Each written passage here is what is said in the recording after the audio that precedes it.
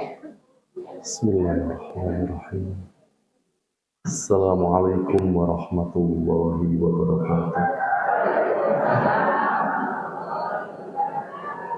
Alhamdulillah. Nahmaduhu wa nasta'inuhu wa nastaghfiruh. Wa na'udzu billahi min shururi anfusina wa sayyiati a'malina. Man yahdihillahu fala mudilla lahu wa man yudlilhu fala hadiya lahu. Asyhadu an la ilaha illallah wahdahu la syarika lah wa asyhadu anna Muhammadan abduhu wa rasuluh. Yang kami hormati pimpinan cabang Muhammadiyah Kachin serta jajaran, juga yang kami hormati pengurus, pengelola, yatim piatu, terkhusus Bapak Haji Siswati, dan yang kami hormati Bapak Ibu rahimani wa rahimakumullah. Alhamdulillah, pada pagi hari ini kita masih diperkenankan oleh Allah, diizinkan oleh Allah untuk kembali bisa beramal soleh sebagai tanda syukur kita kepada Allah Azza wa Jalla. Maka atas kesempatan ini, atas kehidupan ini, mari kita gunakan dengan sebaik-baiknya, karena kehidupan itu begitu singkat. Ada hal-hal yang perlu kita persiapkan. Bapak Ibu rahimani wa rahimakumullah, kami awali pengajian ini dengan sesuatu yang kami alami tadi malam. Tadi malam kami diundang mengisi pengajian. Sebelum masuk ke tempat pengajian, saya diundang oleh ibu-ibu yang sudah sepuh. Ternyata pasangan suami istri ini termasuk aktivis di Muhammadiyah. Waktu saya disuruh masuk rumah beliau yang memang mendadak, saya disuruh masuk ke dalam rumah beliau. Ternyata suami beliau dalam kondisi sakit yang parah. Beliau hanya menangis, minta kami untuk mendoakan. Di situ beliau menceritakan tentang beratnya beliau.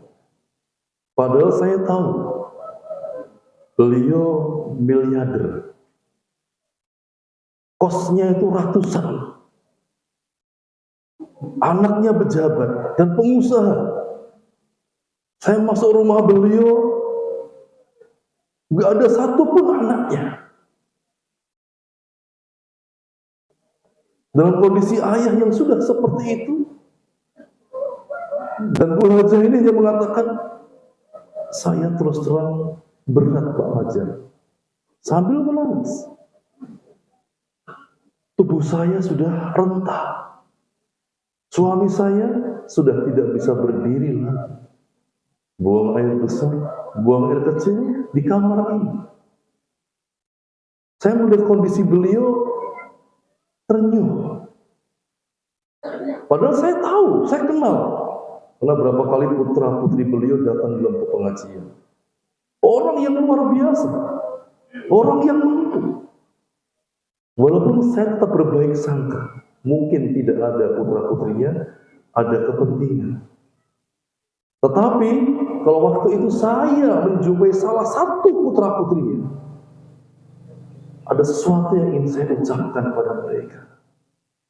Saya hanya ingin mengucapkan, di depan Anda ada pintu surga yang tengah, dan di saat itulah waktu yang tepat untuk menggapai pintu surga itu. Karena sampai ibu hajah ini waktu menggotong suaminya, membersihkan BAB-nya, buang air kecilnya, kadang tetangganya yang datang. Padahal di antara putra-putrinya ada yang dekat dari situ, gak jauh. Bahkan beberapa rumah dari situ. Lalu di ruangan tamu, saya dipanggil kembali. Beliau mengamanatkan, bukan wasiat, mengamanatkan beberapa yang beliau miliki. Entah sawah dan tanah-tanah yang ingin diwakafkan kepada masjid atau musola dan kepada yatim piatu Muhammadiyah. Saya tidak tahu apakah yatim piatu Muhammadiyah itu sini yang diberikan. Yang jelas memang beliau termasuk orang yang memiliki banyak tanah. Tapi waktu itu tidak etis kalau saya mengarahkan diberikan saja ke yatim piatu di Aceh. Saya hanya memberikan masukan, panjenengan tulis amanah panjenengan. Apa-apa saja yang ingin diwakafkan dan amanah apa saja yang harus ditunaikan. Dari situ ada dua pelajaran yang ingin kami sampaikan. Yang pertama, bertepatan dengan Hari Ibu. Luar biasanya seorang ibu. Tidak ada manusia yang hidup di muka bumi ini kecuali dilahirkan dari rahim seorang ibu. Maka wajar Allah mengkhususkan bagaimana seseorang yang bertanya ke Rasulullah, akan aku berikan ke siapa ya Rasulullah pengabdian, rasa hormatku ini ya Allah. Rasul hanya mengatakan ibumu. Kepada siapa lagi? Ibumu. Kepada siapa lagi? Ibumu. Baru yang keempat kepada ayahmu. Pada waktu kita bisa memahami, Allah memberikan derajat yang luar biasa bagi seorang ibu yang waktu melahirkan, dia mengorbankan nyawanya, dan kalau sampai dia melahirkan, dia meninggal dunia, dia mati syahid. Sampai Rasulullah bersabda dalam hadis Bukhari, dengan tali pusar bayi itulah, bayi itu akan menarik ibunya ke surga. Karena pengorbanan beliau melahirkan putra putrinya. Maka sampai ada seorang yang bertanya kepada Ibnu Umar, dia telah berbakti pada ibunya dengan apa yang dia miliki. Pada waktu ibundanya naik haji, beliau gendong dengan punggung beliau. Apakah sudah cukup? Tidak sama sekali. Bahkan Umar bin Khattab, Ibnu Umar mengatakan, satu tarikan nafas ibuku waktu melahirkan dirimu, apa yang kamu lakukan belum bisa membalasnya. Lalu apa yang sudah kita lakukan pada ibu kita? Padahal apapun yang terjadi nanti, kita insya Allah akan jadi orang tua yang memiliki anak-anak. Sampai para ulama menasihati pada kita, apa yang kalian lakukan kepada orang tua kalian nanti akan dibalas oleh anak-anak kalian. Kalau engkau durhaka kepada kedua orang tua kalian, maka Allah akan utus anak-anak kalian di antara anak kalian yang akan durhaka kepada kalian sendiri, agar kalian merasakan bagaimana sakitnya didurhakai oleh anaknya. Maka bagi kita semua yang masih memiliki orang tua, itulah pintu surga yang tengah, Dan perlu kami sampaikan, mencari surga susahnya luar biasa. Makanya Rasulullah beliau mengatakan, alangkah rugi, alangkah rugi, alangkah ruginya. Rugi ma'anfu, kata beliau, diulang 3 kali. Siapa ya Rasulullah? Rasul hanya menyebutkan seseorang atau anak yang menjumpai hidup kedua orang tuanya yang sudah sepuh, yang sudah tua, atau salah satu dari mereka, tetapi dia tidak mendapatkan surga. Karena pada waktu berbakti pada orang tua, itu yang terbaik adalah pada waktu orang tua sudah sepuh. Kalau orang tua masih bisa berkarya, bisa mencari nafkah, bisa bekerja sendiri, apa yang susah? Mohon maaf ya, orang tua kalau masih bisa memiliki kemampuan, anaknya yang sudah mandiri saja masih dikasih uang. Kenapa? Karena demi Allah, di mata orang tua, walaupun anaknya sudah tua, di mata orang tua, engkau masih seperti anak kecil anakku. Makanya betul pepatah, kasih sayang orang tua sepanjang, kasih sayang anak sepanjang galah. Ini yang perlu kita berhati-hati. Bapak Ibu rahimani wa rahimakumullah. Lalu yang berikutnya adalah, alangkah beruntungnya seorang anak yang masih memiliki orang tua, terkhusus ibu. Kenapa? Setiap kita punya masalah, ada orang yang doanya diijabahi oleh Allah. Betul, Bu. Dulu waktu kita kuliah, kita telepon ibunda kita. Umi, adik mau ujian, tolong doain Umi. Umi, adik mau cari pekerjaan Umi, tolong doain Umi. Adik punya masalah Umi, doain Umi. Kenapa? Doa orang tua mengijabahi atau diijabahi oleh Allah.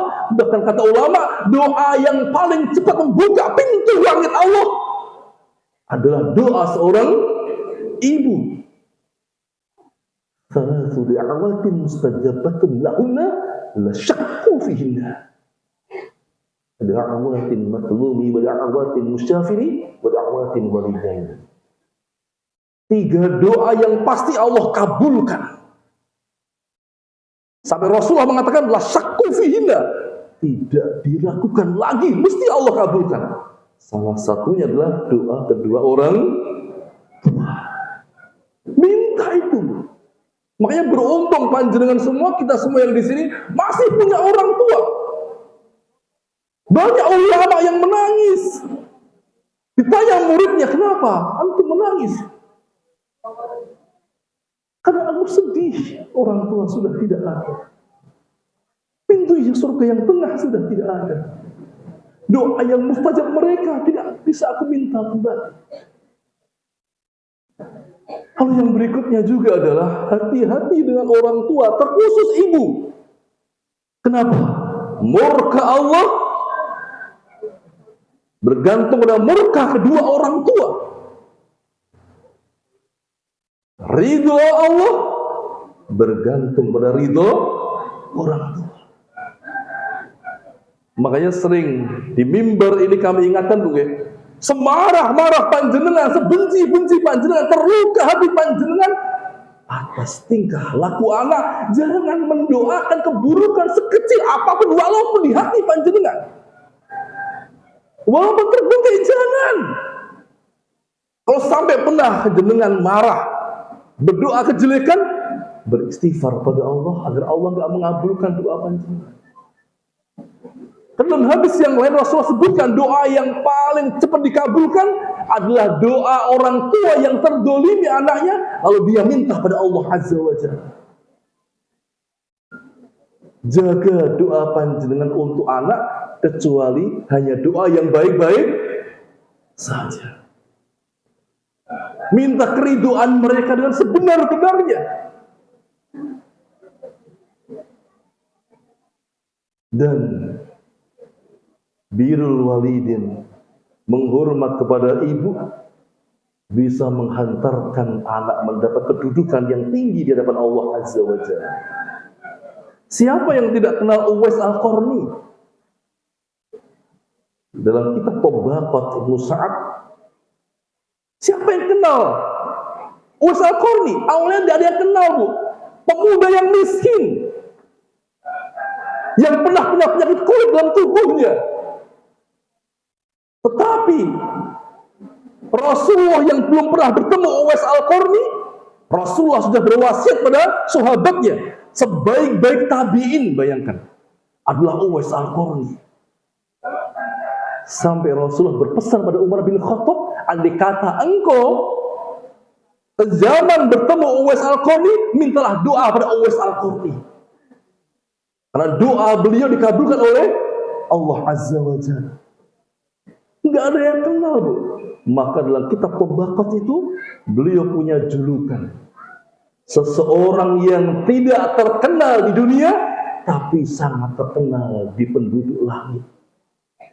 Manusia di sini di dunia jarang kenal siapa Uwais Al-Qarni, tetapi para malaikat penduduk langit mengenal siapa Uwais Al-Qarni. Kenapa? Ternyata kebaktian beliau yang luar biasa. Yang jelas satu, Bu, Uwais Al-Qarni selalu menjadikan ibundanya adalah ratu dalam kehidupannya. Kalau sudah memposisikan ratu dalam kehidupannya, pasti dia mendahulukan ibunya dibanding dirinya sendiri. Tidak pernah mengambil lauk sebelum ibunya mengambil lauk. Nah saat ini, Nyun Sewu, bapak ibunya belum ngambil, udah habis oleh anaknya. Abu Bakar As-Siddiq tidak pernah tertidur dulu sebelum dia menidurkan ibunya, menghibur ibunya. Baru beliau tidur. Sampai beliau merelakan tubuhnya digigit kalajengking. Di saat kalajengking ingin menggigit ibunya, beliau korbankan tubuhnya dengan senyuman. Luar biasa. Bapak Ibu rahimani wa rahimakumullah. Maka untuk itu, kalau masih punya orang tua, berusaha jadikan orang tua sebagai ratu kita. Apalagi di saat mereka sudah sepuh. Apapun yang jenengan berikan, mau menghajikan, mengumrohkan, memberi rumah, apapun yang jenengan berikan, satu tarikan nafas pun belum bisa membalasnya. Dan ini harus dipahami seorang anak. Makanya apa? Sampai Imam Ahmad mengatakan, seandainya orang tua butuh uang, dia mengambil uang anaknya, tidak berdosa. Tidak berdosa. Kenapa? Karena Rasulullah SAW ditanya seseorang, ya Rasulullah, hadis Bukhari, orang tuaku menginginkan diriku dan hartaku. Jawaban Rasulullah santai, Bu. Dirimu dan hartamu milik orang tuamu. Tapi saat ini kan susah gitu. Jalur di 300.000 orang duwe, Bu.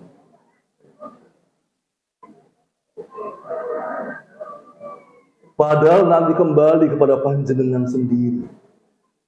Kalau waktu orang tua sudah sepuh, kita mampu mengurus orang tua dengan ikhlas, memandikan mereka, menceboki mereka, mengurus mereka dengan keikhlasan yang luar biasa. Waktu nanti panjenengan sudah sepuh, sakit-sakitan, ada anak yang Allah kirim kepada panjenengan yang akan bersikap seperti panjenengan. Jenengan akan dirawat.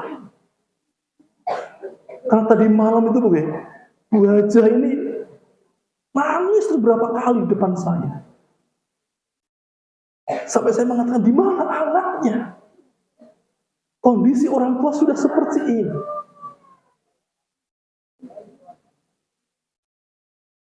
orang yang mampu, orang yang luar biasa. Ya saya baik sangka, mungkin anak-anaknya masih punya kesibukan. Semoga setelah ini mereka akan datang. Bapak Ibu rahimani wa rahimakumullah. Lalu yang berikutnya, yang kedua, yang berhubungan dengan orang tua adalah talqin. Kenapa perlu kami sampaikan? Karena berbakti pada orang tua yang terakhir kali di waktu orang tua masih hidup adalah talqin. Apa talqin? Menuntun kedua orang tua di akhir hidupnya dengan ucapan kalimat la ilaha illallah. Semua anak harus tahu, saya punya kewajiban yang terakhir di kehidupan orang tua saya, yaitu talqin. Tidak hanya nangis toh, orang tua meninggal ya, malah tangis-tangisan, itu manusiawi. Tetapi ada yang lebih penting. Kenapa? Karena Rasulullah SAW bersabda, "Laqinu mautakum la ilaha illallah." Jadi talqin itu sunnah Rasulullah.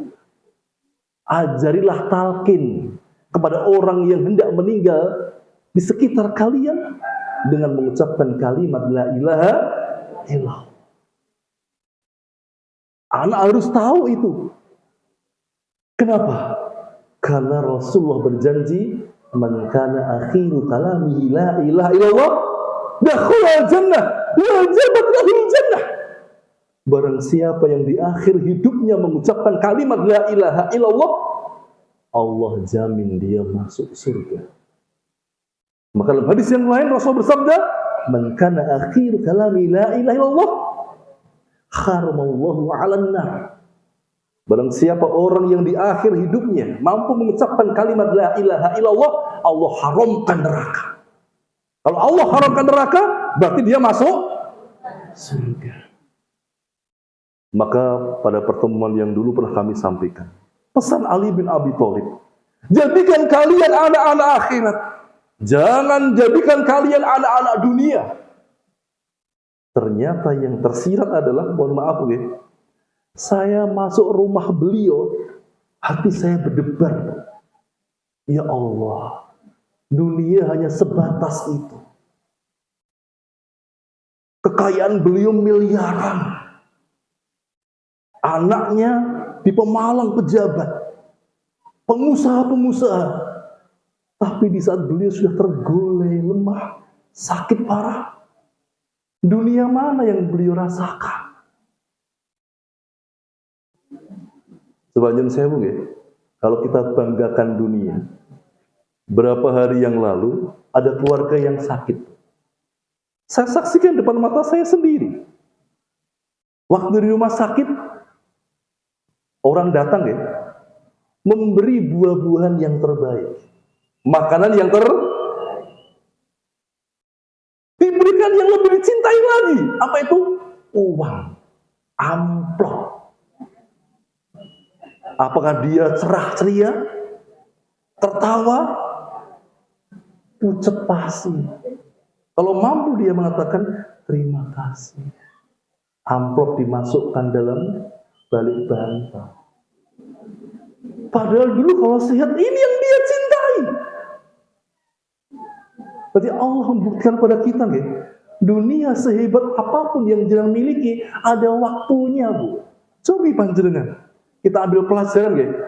Kita bahagia punya mobil yang bagus. Baginya berapa waktu? Berapa minggu, berapa bulan, Bu? Punya rumah yang megah, kita bahagia kan? Tapi berapa lama?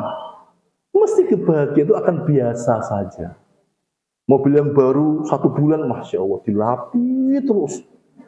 Anaknya megang saja, ora oleh. Tetapi waktu setelah setahun, ya biasa otot. Ya kan? Itu dunia, Bu. Waktu jadi pengantin baru, oh, suami istri ya, dia bidadariku. 20 tahun berikutnya,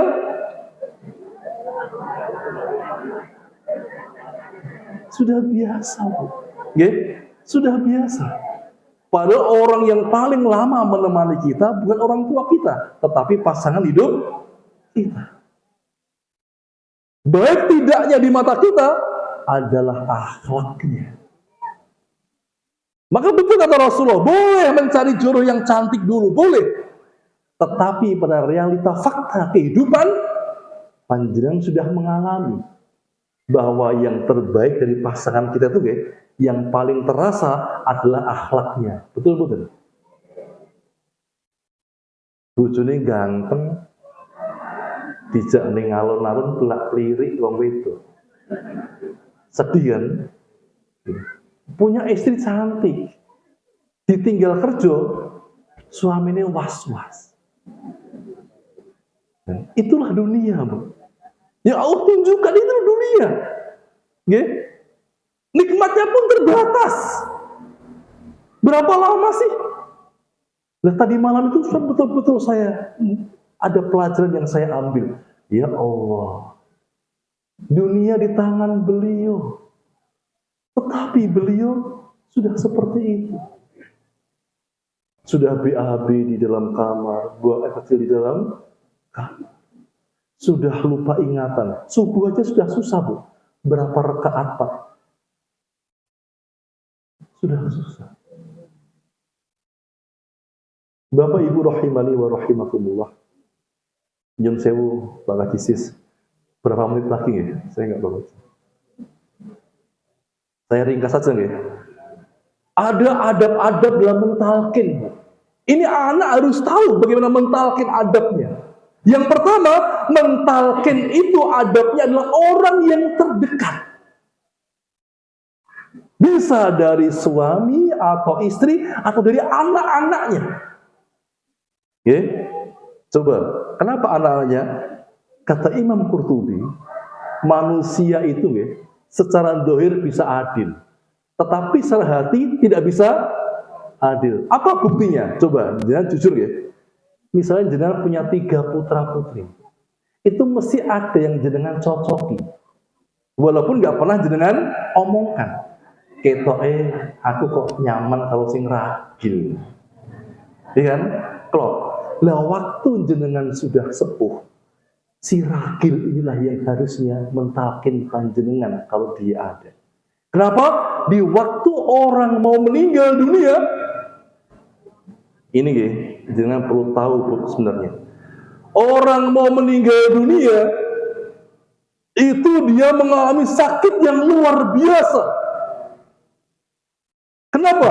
Karena malaikat mencabut nyawanya dari ujung kaki sampai ujung kepala. Dan ada prosesnya, Bu. Kalau nggak percaya coba orang yang mau meninggal dunia, pasti tubuhnya yang paling dingin kakinya dulu. Karena mencabut nyawa itu dari kepala. Kakinya dingin, betisnya dingin, pahanya dingin, perutnya dingin. Kalau dia perutnya dingin, jangan ditinggal kemana-mana. Kenapa? Karena di saat nazak, nafas sudah sampai ke kerongkongan, itu sakitnya yang luar biasa. Kata para ulama, disaksikan bukan dengan teriakannya, minta tolongnya bukan. Apa bukti sakitnya? Dengan keluar air mata di ujung matanya. Karena sakitnya sudah luar biasa. Bayangkan, sudah menahan sakit yang luar biasa. Yang kedua, beratnya apa? Setan menggoda dengan gencarnya luar biasa. Sampai Syekh Utsaimin rahimahullah mengatakan, di saat sakaratul maut mau meninggal dunia, itu pertempuran seorang manusia antara hak dan batil, antara iman dan kufur. Saya contohkan 2 kisah nyata. Saya ambil dalam Al-Qiyamah Al-Sughra. Yang pertama kisah Imam Ahmad, murid Imam Syafi'i, penghafal 1 juta hadis. Abdullah saksinya, Bu, putra beliau. Waktu ayahandaku Imam Ahmad mau meninggal dunia, kadang ayahku pingsan, kadang siuman. Tetapi pada waktu ayahku sadar, beliau mengisyaratkan dengan tangannya, tidak. Padahal waktu itu Abdullah mentalkin beliau. Wahai ayah, ucapkan kalimat la ilaha illallah. Tetapi Imam Ahmad mengatakan dengan isyarat tangan, tidak. Seakan tidak mau. Abdullah bingung. Kenapa ayahku ditalkin tidak mau? Baru setelah Imam Ahmad betul siuman agak sadar, ditanya Abdullah, wahai ayah, kenapa aku minta engkau mengucapkan kalimat la ilaha illallah, engkau bahkan mengucapkan tidak. Tidak. Lalu beliau mengatakan, ketahuilah Abdullah, waktu aku mengucapkan tidak tadi, iblis dengan menggigit tangannya, dia menyampaikan kepadaku, wahai Imam Ahmad, aku tidak bisa menggoda dirimu. Tujuannya apa? Agar Imam Ahmad menjadi orang yang ujub. Digoda dengan ujub, dengan sombong.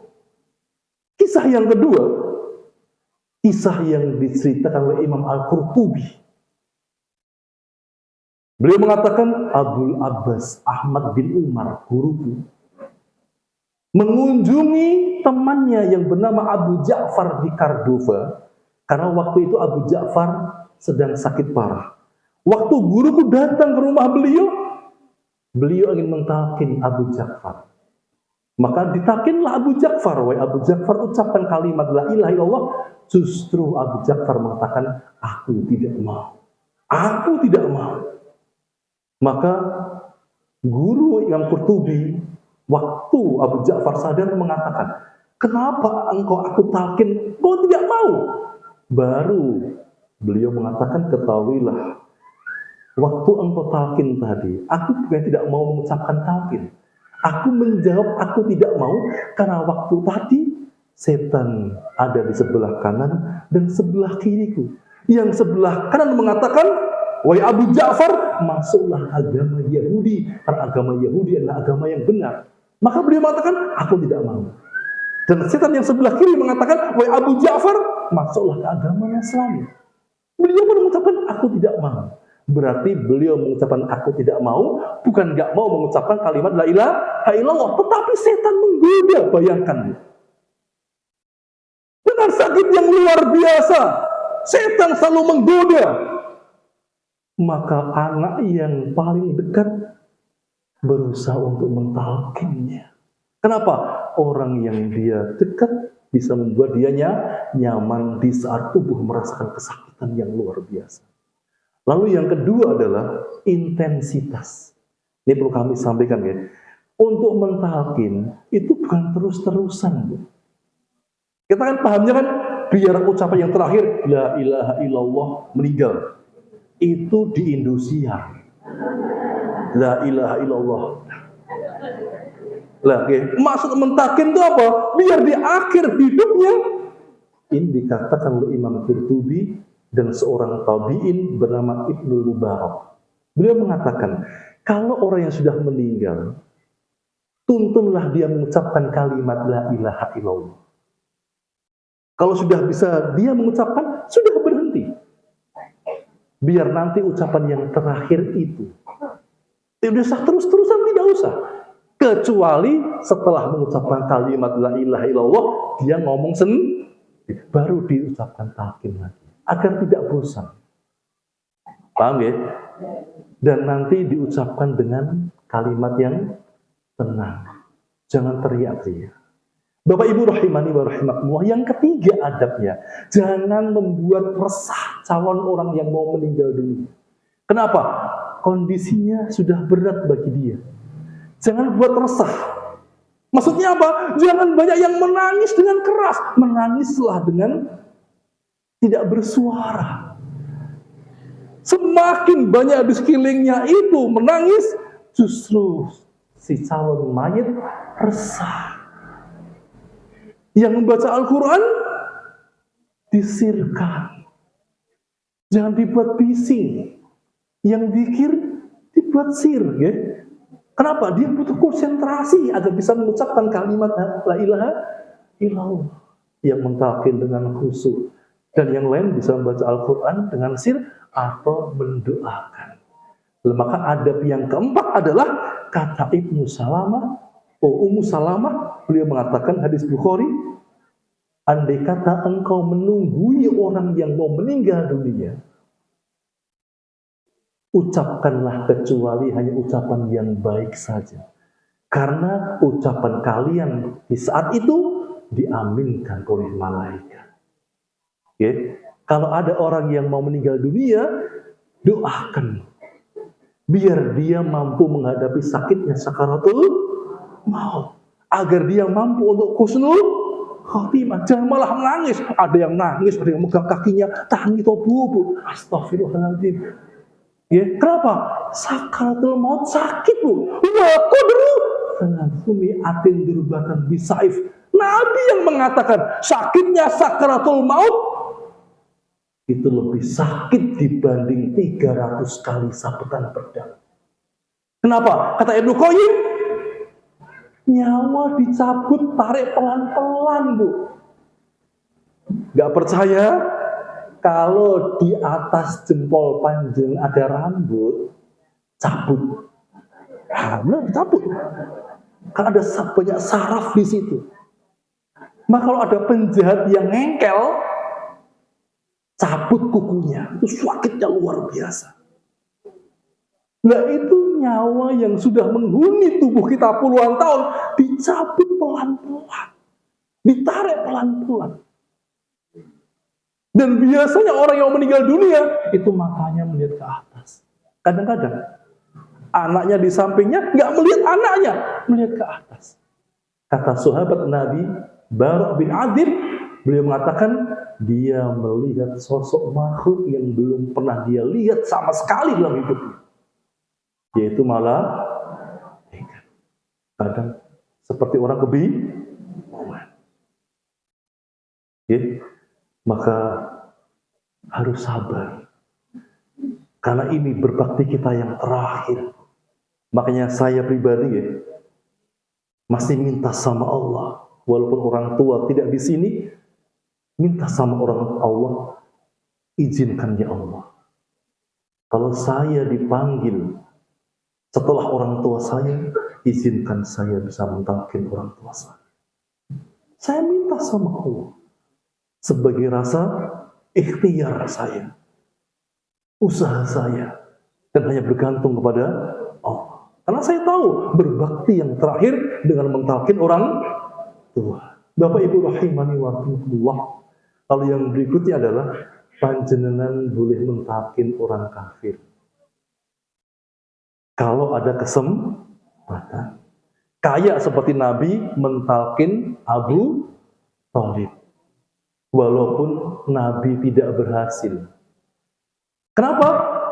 Karena beliau menyadari, aku hanya menyeru, hadi, petunjuk itu hanya milik Allah. Kita hanya menyeru bu. Kalau panjenengan menasihati anak, kok anak jenengan ngengkel, jangan marah. Dengan mendakwai suami, mendakwai istri, masyarakat, jangan marah. Kita hanya menyeru. Kita nggak bisa merubah. Yang merubah hanya Allah. Kalau bisa merubah, waktu Rasulullah mengatakan pada Ali bin Abi Thalib, "Ai ammi, qul la ilaha illallah kalimatan uhajjulaka biha 'indallah." Wahai pamanku, ucapkan kalimat la ilaha illallah, kalimat yang akan menjadi hujah di hadapan engkau, di hadapan Allah Azza wa Jalla. Tetapi sampai meninggal pun Abu Thalib masih meninggal dalam kondisi kafir. Kita hanya berusaha semaksimal mungkin. Makanya apa? Mendakwai seseorang itu adalah kewajiban. Yang wajib adalah dalam hati kita. Kalau dengan tangan, dengan lisan, sesuai kemampuan. Dan harus sesuai dengan ilmunya. Jangan merendahkan orang.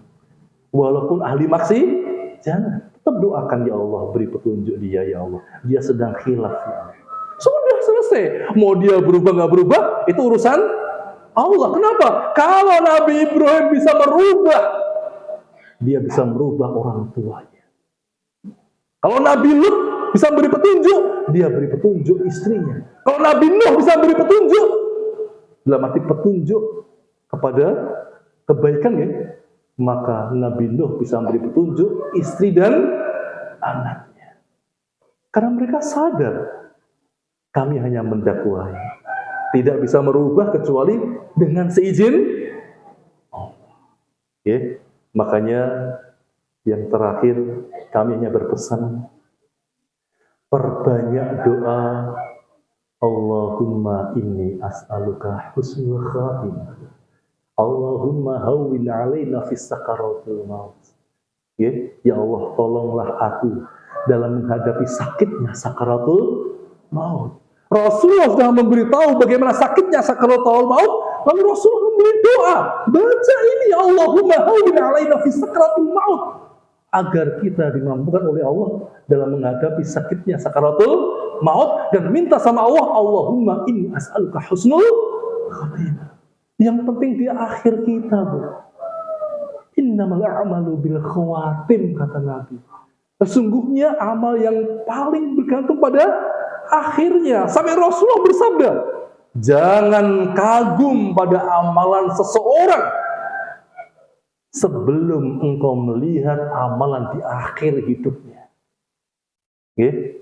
Maka di sini nyun sewu, jangan pernah merasa sudah jadi orang baik. Jangan sudah merasa jadi orang yang paling benar. Kenapa? Inilah yang nanti akan menghambat kita menjadi husnul khotimah. Saat ini kita baik karena rahmat Allah, Bu. Kita nggak bisa menjamin sampai nanti meninggal jadi orang yang baik. Hanya minta sama Allah terus, jadikan saya orang yang baik, ya Allah. Jangan hina orang yang bermaksiat. Jenengan jalan ke arah timur, ada orang jual togel. Apa yang dia lakukan? Ora toto. Zaman saiki cek ono togel. Jangan gitu, ngotori hati. Kalau nggak mau mampu menasihati dengan baik-baik, doakan dengan hati. Rubah kemungkaran dengan hati. Yaitu apa? Tidak menyetujui kemungkaran itu dan doakan dia mendapatkan petunjuk Allah. Kenapa? Yang mendoakan orang lain, memudahkan orang lain, semua kembali kepada kita. Kenapa kita harus berlatih? Hidup ini intinya hanya Allah. Belajar, berdakwah, apapun hanya Allah tujuan kita. Untuk apa? Cari nama, popularitas, untuk apa, Bu? Kita jauhi itu. Dan yang terakhir, jaga hati tidak sering bersuudzon pada orang lain. Kata Imam Syafi'i, jangan bersuudzon sama orang lain agar kalian dimudahkan oleh Allah untuk husnul khatimah. Kalau orang lain tidak ada yang salah, nggak pas dengan kita, ya doakan saja.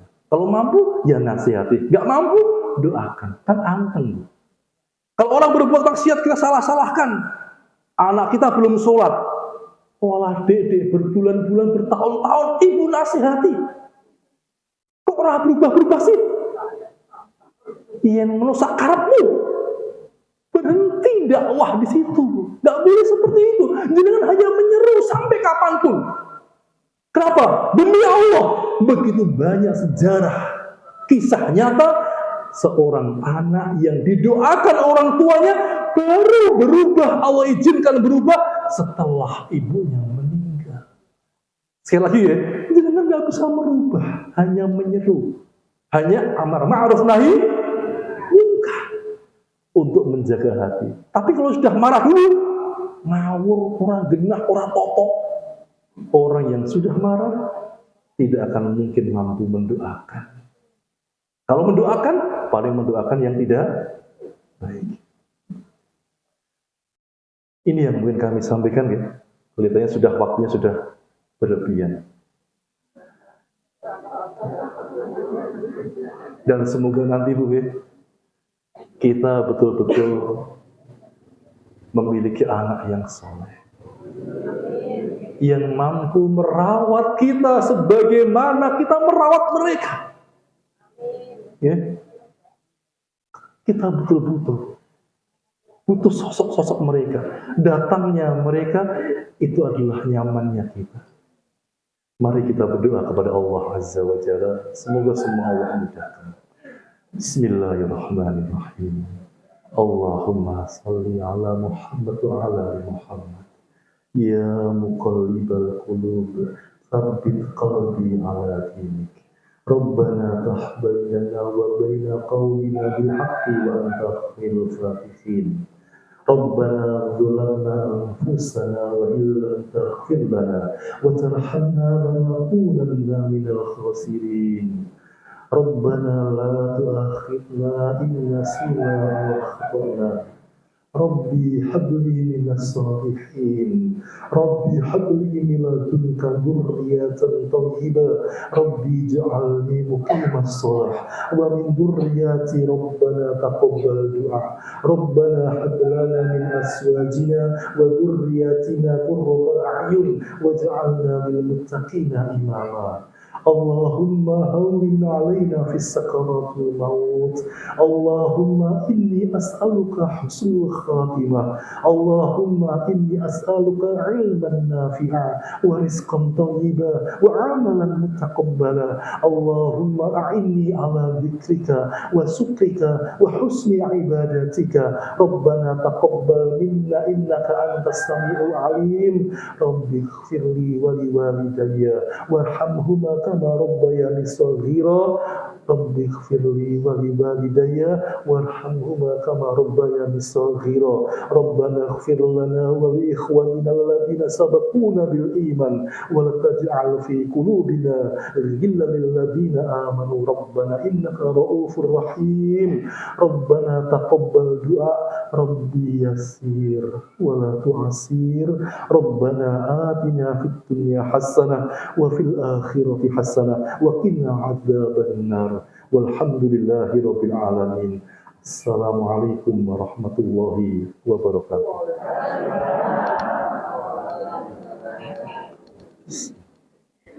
Demikian pengajian yang disampaikan.